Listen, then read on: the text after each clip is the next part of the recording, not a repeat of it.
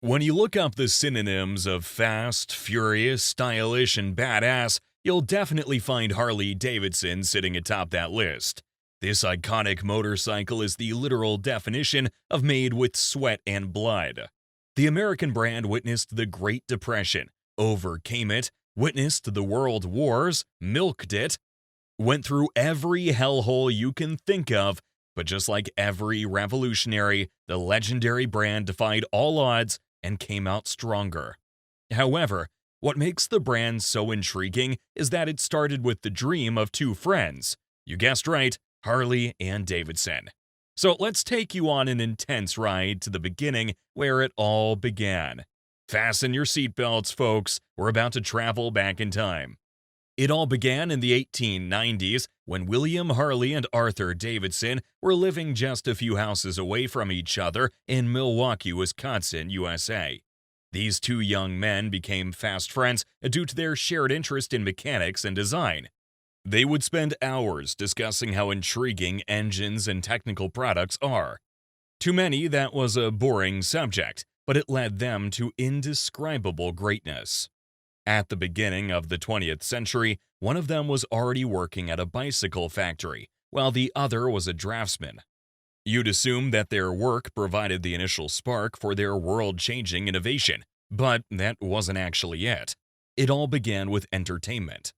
In 1901, these two men had gone to a vaudeville show to see the renowned performer Anna Held. The show was quite captivating. However, one thing really stood out for the young men: the three-wheeler that Held had rode on during the show. This vehicle was propelled across the stage by a single-cylinder engine, and it was quite a sight to see. For the rest of the crowd, it was just mind-blowing entertainment, but for both men, it was so much more. Because when they saw it, they shared a look, and knew that a burning flame had just been lit. After the show, there was nothing else they could think of. They wanted to create a vehicle that relied on engines so bad that they slept with notepads, just in case they got inspired while sleeping. Soon they had something to work with, and they began experimenting with single-cylinder engines adapted to bicycles. However, it wasn't giving the desired results. The two friends then decided to seek the help of two friends, Henry Milk, a machinist, and Ole Evinrude, who was a young machinist and engineer. Two heads, they say, is better than one. Imagine what four heads could do. After days of intense work, the group successfully made a bicycle, adapted with a small engine with a displacement of 7.07 cubic inches, which was 116 cc, and 4-inch, 102 millimeter flywheels, designed for a regular pedal bicycle frame. Although it was a good first try, it wasn't what the young men wanted. The bicycle had so little power that it couldn't even go uphill without pedal assistance. So they started to pull out the larger guns, and in 1903 they were on track. Arthur Davidson wanted to get as much help as possible, so they found a machinist for a railroad in Kansas. And knowing that they needed all the expertise they could get, they wrote a letter to him seeking his help.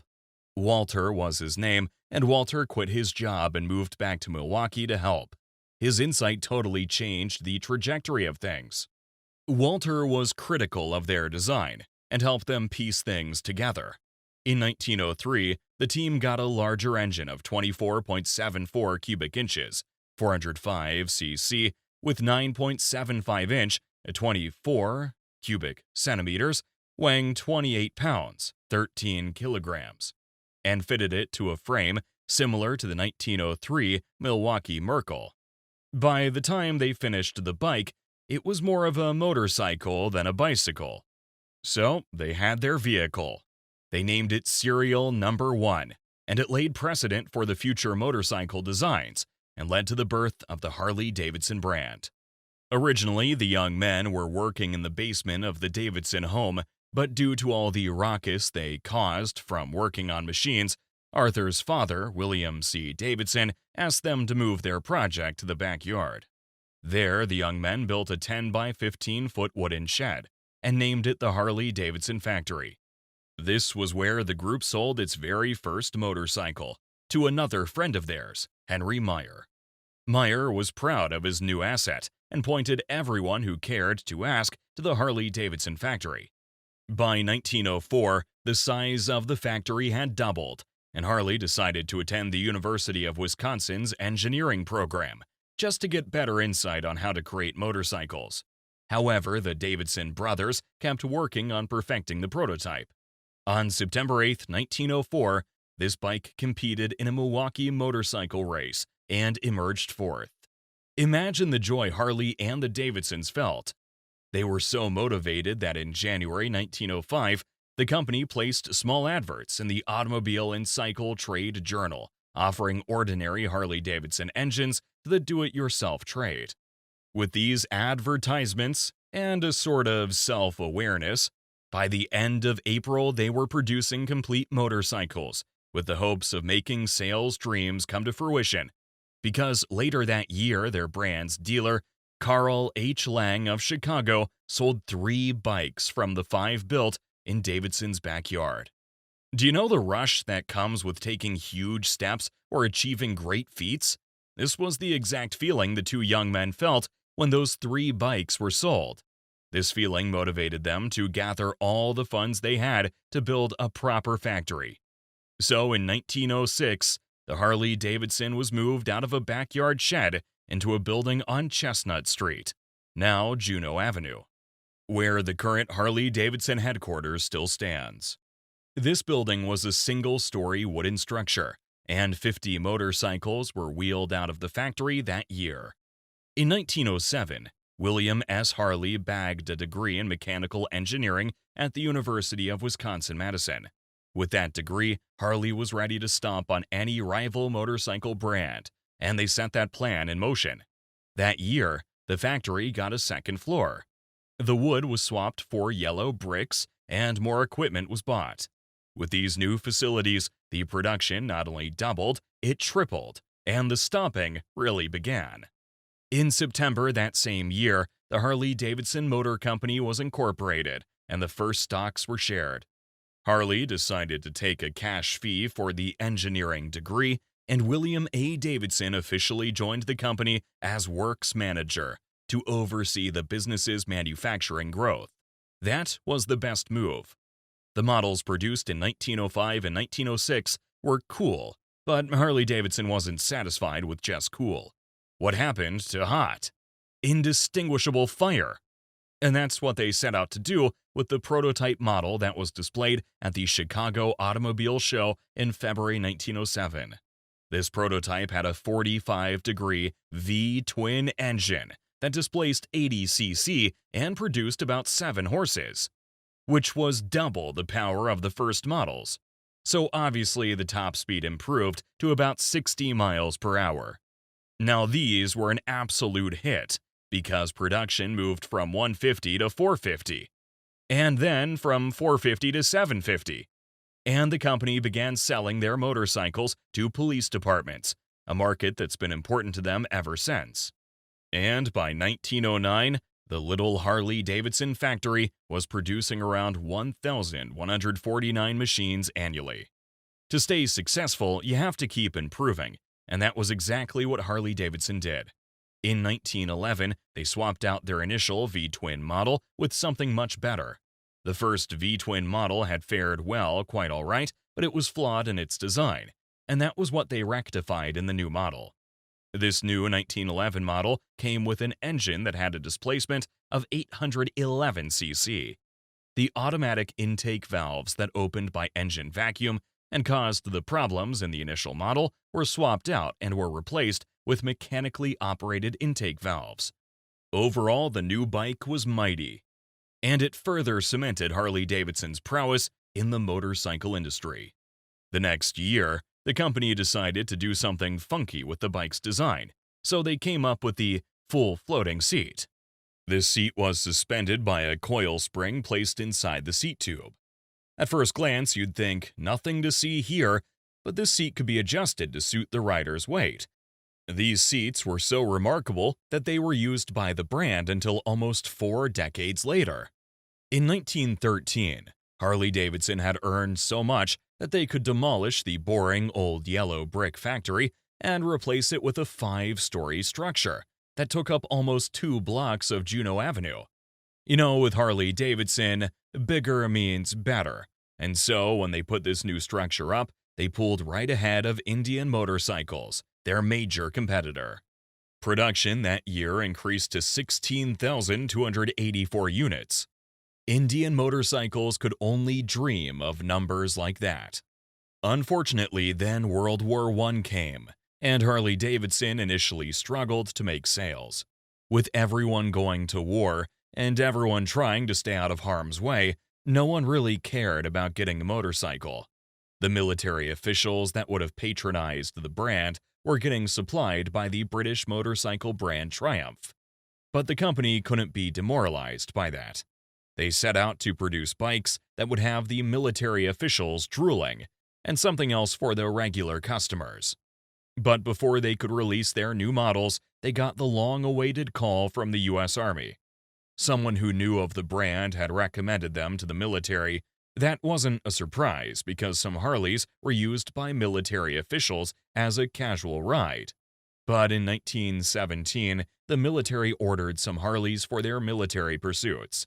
By the end of the war, they'd ordered over 20,000 motorcycles. Remember that the brand had plans to release new models during the war? Well, they did. The models released included a regular man's ride, a ladies' standard that had a step-through frame, and a Boy Scout model for youths. However, their plan to gain more domestic customers through these models failed, and they had to discontinue them in 1923. At that time, Harley-Davidson didn't need such tactics to win hearts. By the 1930s, Harley-Davidson was the name on everyone's lips, not only in America but across the globe. If you were a bike lover and you didn't own a Harley, you were a fraud. Okay, that's an exaggeration, but Harleys were the real deal. There were Harley-Davidson dealers in over 67 countries, and factory workers had to pull in so much weight because orders were simply endless. That period, the company was producing 28,189 units per year. And this boom could be attributed to Otto Walker, setting the record as the first motorcycle to win a race at an average speed greater than 100 miles per hour, riding on a Harley-Davidson in 1921. But that win was only the beginning. The 1920s featured several improvements for the brand. In 1921, the new 1,216cc V-twin engine was introduced, and a teardrop gas tank was introduced in 1925. 3 years later, the new JD models got a front brake, and in late summer of 1927, they introduced the 737cc flathead V-twin to compete with Indian 101 Scout and the Excelsior Super X. This model was called the D model and was produced from 1929 to 1931. The D model was really a threat to the Indian motorcycle, and out of spite mockingly tagged the bike a 3-cylinder Harley, because the generator was upright and parallel to the front cylinder. In 1929, Vivian Bales shoved that mockery in their faces by setting a record 5,000 miles across the United States and Canada on a D model. However, the next decade was a complete disaster. The 1930s started like it had great potential. They just introduced their 740 cubic centimeter model, and they were ready to make the incredible sales like they did in 1920. However, the Great Depression that started slowly in 1929 reached its peak in 1933, and everything went spiraling. The economic downturn was so severe that sales fell from 21,000 in 1929 to 3,703 in 1933. But the ever-resilient tried desperately to stay afloat and unveiled a new lineup for 1934, which featured a flathead engine and Art Deco styling. Almost no one had money to buy these bikes, but that didn't stop the company. They paused on the production, but for the remainder of the Depression, the company manufactured industrial power plants based on their motorcycle engines. They also designed and built a 3-wheel delivery vehicle called the Service Car, which they continued producing till 1973. The Great Depression was a global incident, But that didn't prevent Alfred Rich Child from opening a production line in Japan in the mid-1930s with the 74 cubic inch, 1,210 cubic centimeter VL. But that led to the end of the relationship between Harley-Davidson and its Japanese license holder, Sankyo Sayaku, who kept manufacturing its bikes using the Rikuo name. In 1935, the company introduced a model with an 80 cubic inches, 1,300 cubic centimeter flathead engine, and the single-cylinder motorcycles were completely discontinued. But the real Boss engines were introduced in 1936. Despite the existence of the Great Depression, Harley-Davidson made sure not to stay depressed. They introduced the Knucklehead OHV engines in their 61E and 61EL models, and it was quite remarkable. The engine, which is a two-cylinder, 45-degree, pushrod-actuated overhead valve V-twin engine with two valves per cylinder, got its name due to its distinct shape of the rocker boxes. It produced enough power to get the Harleys the right attention. However, the initial Knucklehead engines had valve train problems and required a complete redesign halfway through its first year of production. Imagine the terrible cost that came with that. But Harley-Davidson fixed it regardless. By 1937, all Harley-Davidson flathead engines got dry sump oil recirculation systems, like that of the Knucklehead engines, making them more powerful. However, with the increase in prominence of the models of the Knucklehead engines came a decline in the production of the flatheads, and by 1948, the flathead models were completely scrapped. But before 1948, World War II began.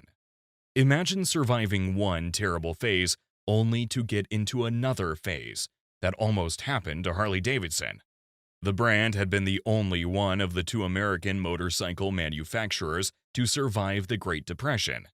In fact, Indian motorcycle manufacturing almost went bye-bye. After the Great Depression came the Second World War, and the managers at Harley-Davidson probably thought, oh shit. But things turned out great for the company. Right before the war, Harley-Davidson was already supplying the Army with a military-specific version of its 45 cubic inches, 740 cubic centimeter WL line, called the WLA. The A in the name stood for Army. When the war broke out, the company, along with many other manufacturing enterprises, got involved in war work. Harley-Davidson produced more than 90,000 military motorcycles for them and received 2 Army Navy E awards, one in 1943 and the other in 1945, which were due to their excellence in production. Besides the bikes for the U.S. military, about 30,000 Harleys were shipped to the Soviet Union under the Lend-Lease program. The U.S. Army also ordered the company to create a new bike with many of the features of BMW's side valve and shaft-driven R71. So the company used the BMW engine and drivetrain as inspiration for the shaft-driven 750cc 1942 Harley-Davidson XA. This bike was nothing like they had ever produced before. Due to the superior cooling of the flat twin engine with the cylinders across the frame, the new Harley's cylinder heads were 100 degrees Fahrenheit or 56 degrees Celsius cooler than the V-twins.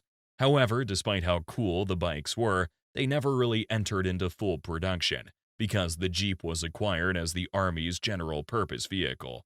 It was almost like they did all that work for nothing. But who were they to complain? Just one bomb and their whole factory would be non-existent. So, after the war ended, as part of war compensations, Harley-Davidson got the design of a small German motorcycle, the DKW RT125. They tweaked the design, manufactured it, and sold it from 1948 to 1955. These models, which were referred to as Hummers, were quite incredible. But the 1950s was not a good period for America's motorcycle brand, so the top-notch design of the bikes didn't reflect in the company's sales. During the 1950s, cars were getting more popular, and cheaper bikes were being imported from Britain. so Harleys were not as widely accepted as before. To make things worse, the company had sent in an application to the U.S. Tariff Commission to impose a 40% tax on the imported motorcycles. Not only was their request declined, they got charged with restrictive practices, putting a huge dent on the company's image. The DKWRT replica produced during that period was one attempt to gain the attention of customers, and when that didn't do the trick, the Sportster was introduced. Harley's Sportster, which was introduced in 1957, had a smaller capacity compared to its predecessor, and lightweight V-twin engine. Its small capacity didn't prevent it from being a huge success, and it laid the foundation of Harley's longest surviving model, the XR750 Racer. The next year, the Duo Glide, the first Harley with front and rear suspension, was released. These models helped stabilize the company's finances, and in 1960 it was back making money moves. First, they merged the Model 165 and the Hummer lines into a single line, which was tagged the Super 10. Then they introduced the Topper scooter. Indians were grateful for this. Then they bought 50% of Ermaki's motorcycle division. In '61, they introduced the Harley-Davidson Sprint, which was actually Ermaki's 250cc horizontal single, with the Harley-Davidson label on it. Then, in 1965, the first Electra Glide was produced. This model, which was basically a panhead-powered duo glide with an electric starter, helped establish Harley-Davidson as the king of American-style touring machines. It was such a hit that it was continuously updated to make it match the latest developments. In 1966, it got the new shovel-head engine. Then, in 1969, it got an optional Batwing handlebar fairing to complete the touring look. 1966 also featured the Bobcat model, but it was only manufactured for that year. In that decade, the company swapped out their American-made lightweight two-stroke motorcycles with the Italian Ermaki-built two-stroke powered M65, M65S, and Rapido. The M64 had a semi-step-through frame and tank. The M65s came with a larger tank and no step-through feature, while the Rapido was a larger bike with a 125cc engine. But all these models didn't prevent the company from being sold to American Machine Foundry in 1969. Due to the financial state of the company, the new owners decided to streamline production and slash the workforce. This tactic induced a severe labor strike and the production of lower-quality bikes. The great Harley-Davidson earned the nickname Harley-Abelson, Hardly Drivable, and Hogley Ferguson, due to how terrible the models were. To add salt to the wound, the Japanese Big Four manufacturers, Honda, Kawasaki, Suzuki, and Yamaha, were doing great. Their own bikes were top performers and less expensive compared to the Harleys. This led to a serious decline in sales for the American automobile company. They were so close to bankruptcy, but some of their little efforts kept them afloat. Fast forward to 1974, the Ermaki-built Harley-Davidsons became entirely two-stroke powered, and Harley-Davidson got full control of the Italian automobile manufacturing company. But it wasn't really enough to make much of a difference in the company's finances. It also didn't really help that in 1977, the company got everyone talking again, and not in a good way, when they produced the Harley-Davidson Confederate Edition. The Liberty Edition they had produced in 1976 to commemorate America's bicentennial had been a success due to its incredible features. But for the Confederate Edition, it seemed like Harley-Davidson just took any old bike and splattered Confederate-specific paint and details on it. However, in the 1980s, the company picked up its pieces.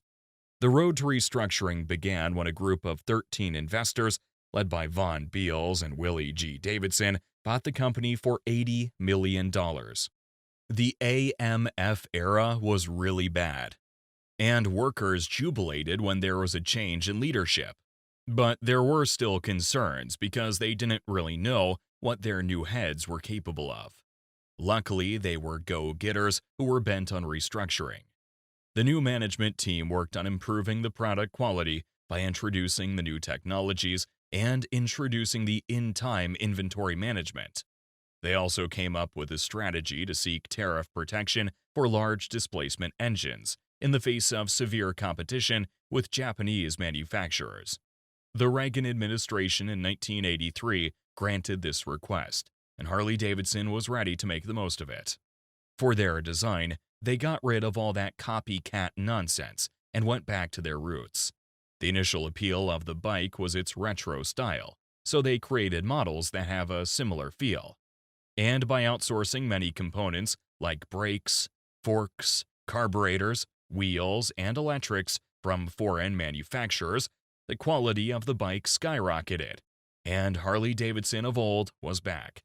The first model from this era was the 1983 Softail that featured the all-new alloy Evolution engine, but also the hidden shock Softail chassis. Then, 3 years later, the 1950s style Retro, the Heritage, which was an all-alloy Sportster, was introduced in 1986. At the time, these models were a combination of beauty and power, and they were successful. However, 1990 was really the year Harley-Davidson regained its top position. Harley-Davidson's Fat Boy was introduced in 1990. Initially, many riders assumed the bike would be slow because of its huge size, but this bike was a beast on the road.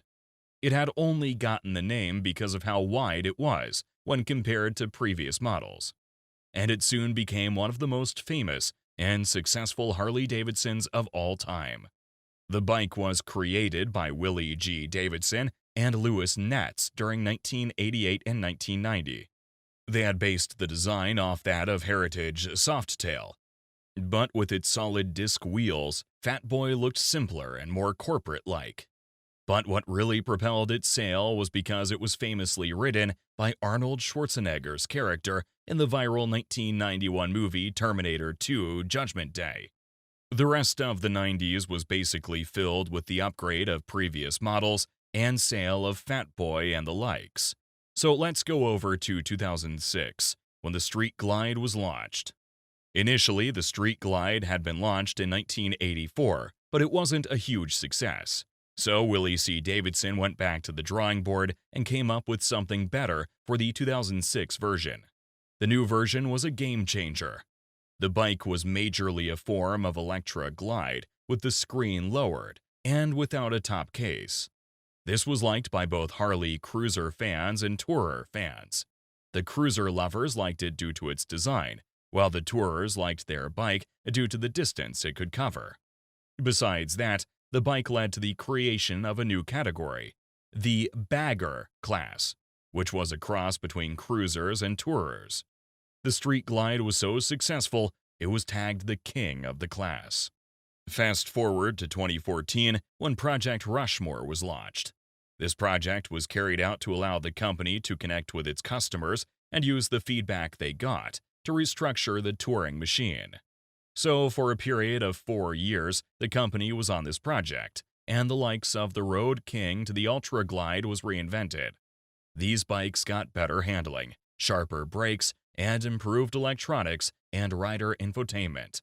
The project was quite successful.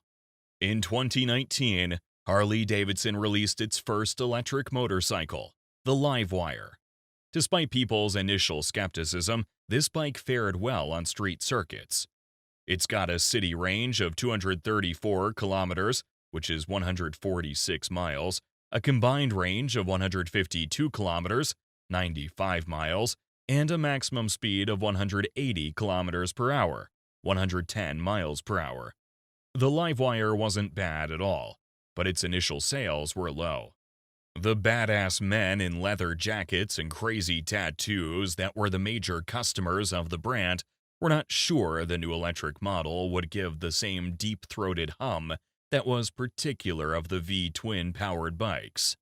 And although the Livewire did not do all of that, its features helped it gain incredible sales in the coming years. 2021 was the beginning of a new era for the brand. For decades, they'd used the same air-cooled, pushrod, big twin engines. Despite the world transitioning to more modern types of engines, Harley had this weird attachment to the engine. However, they cut ties with it in 2021 when they replaced it with a very modern range of liquid-cooled, multi-valve, electronics-filled engines called the Revolution X. The models that marked the beginning of this new era were the 150 bhp Pan America Adventure bike, 120 bhp Sportster S, and in 2022, the 89 bhp Nightster. So far, this era has been fruitful. It's been over 120 years since the two young men felt the initial spark at the theaters, but the passion that fueled their dream from the very beginning is still kept alive. Harley-Davidson might not be as successful as it used to be, but the company would be forever regarded as an icon. So tell us, do you own a Harley-Davidson? Which is your favorite model? Share your thoughts in the comment section. Also, don't forget to like, share, and subscribe to be the first to know when we're releasing amazing content. Thanks for watching. See you in the next video.